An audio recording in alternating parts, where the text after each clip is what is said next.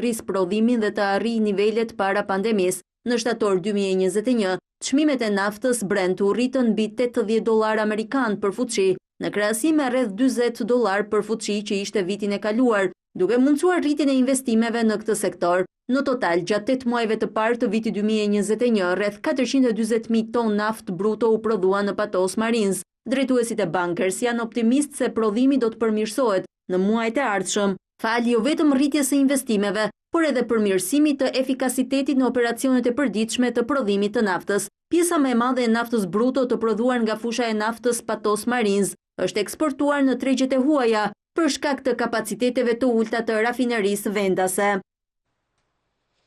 Ishin këto materialet e përgatitura për këtë edicion të parë informativ. Ne bashkë ritakohemi në edicionin orës 12, në kovjoni të qëndroni me Aldo Morning Show.